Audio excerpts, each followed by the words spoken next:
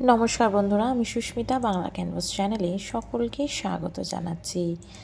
এখন মোটামুটি শীতটা যাই অবস্থা, কিন্তু তাও রাত্রেবেলার দিকে বেশি জল ঘাটা যায় না, ভীষণই ঠান্ডা লাগে জলটা ঠান্ডা হওয়ার কারণে। তাই জন্য ঝটপট একটা রেসিপি শেয়ার করছি, যেটা খুব চটজলদি তৈরি হয়ে যাবে, হাতে কম সময় থাকলেও সেটা তৈরি হয়ে যাবে, আবার রুটি পরোটার সাথেও খুব ভালো লাগবে খেতে। সেরকম একটা ঝটপট রেসিপি তোমাদের সাথে শেয়ার করছি। জল বদলে প্রথমেই মুসুর ডালটাকে ভালো করে ধুয়ে নিলাম। আমি 3 থেকে 4 বার জল পাল্টে এই ডালটাকে ধুয়ে নিয়েছি, আর এক বাটি আমি মুসুর ডাল ব্যবহার করছি।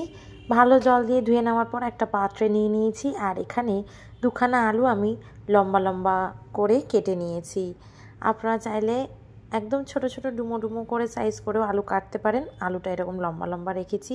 একটা টমেটো দিয়ে দিয়েছি 4 টুকরো করে, অল্প নুন দিয়ে দিয়েছি, অল্প হলুদ গুঁড়ো 1 চামচ মতো, মানে হাফ চামচ দিলেও চলবে। দিয়ে দিলাম 1 চামচ মতো শুকনো লঙ্কার গুঁড়ো, অল্প জল দিয়ে ভালো করে হাত দিয়ে এইভাবে মেখে নিচ্ছি। আমার হাতের কাছে আলু, টমেটো আর রয়েছে পেঁয়াজ, সেটা দিয়ে আজকে রান্নাটা হবে। আপনারা চাইলে এর মধ্যে গাজর, বিনসও ব্যবহার করতে পারেন। ভালো করে মেখে নুন দিয়েছি, যেহেতু তাড়াতাড়ি নরম হয়ে যাবে, ঢাকা দিয়ে ওটাকে সেদ্ধ হতে দিয়েছি। নুন দেওয়া থাকলে তাড়াতাড়ি জল বেরোতে শুরু করে দেয়। এবার ঢাকা দিয়ে ওটাকে সেদ্ধ হবে 5 থেকে 7 মিনিট, যেরকম ডাল সেদ্ধ হয়, সাথে সবজিগুলো সেদ্ধ হবে। আর এখানে আমি 3খানা ডিম ফাটিয়ে নিলাম, একটা পাত্রে নিয়ে নিয়েছি, আর দিয়ে দিলাম পরিমাণ মতো হলুদ গুঁড়ো, শুকনো লঙ্কার গুঁড়ো, নুন।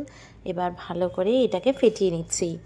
এবার কড়াইতে আমি কিছুটা পরিমাণে আরও রিফাইন তেল অ্যাড করেছি।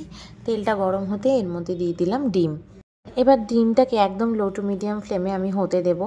আর এটাকে একটা এগ স্ক্র্যাম্বলডও করতে পারেন, বা যেরকমভাবে আমি করছি প্রপার অমলেট সেরকম করে নিতে পারেন। অমলেটটা হয়ে গেলে এইভাবে মাঝখান থেকে ডিভাইড করে নেবেন। আমি এখানে 5-6টা টুকরো করে নিচ্ছি।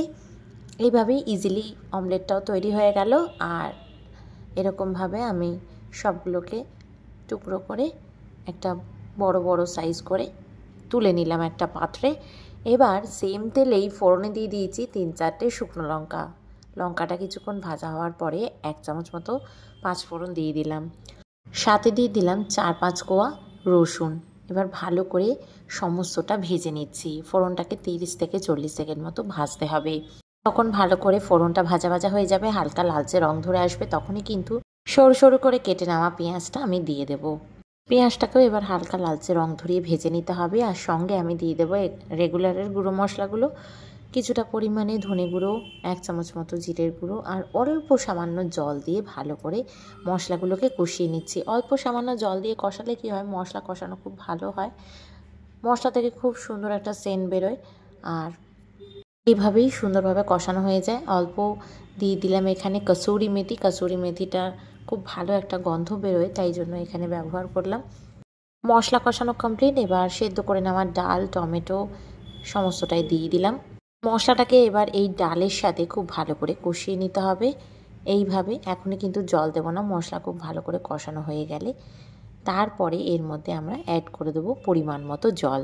দিয়ে দেবো এখানে উষ্ণ গরম জল। ডালে কিন্তু সবসময় উষ্ণ গরম জল ব্যবহার করবেন, ঠান্ডা জল দেবেন না, এতে কিন্তু স্বাদটা নষ্ট হয়ে যায়।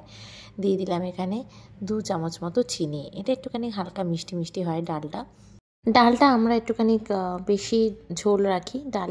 আপনাদের যদি মনে হয় ডালে বেশি ঝোল রাখবেন না, অল্প জল ডালে ব্যবহার করবেন।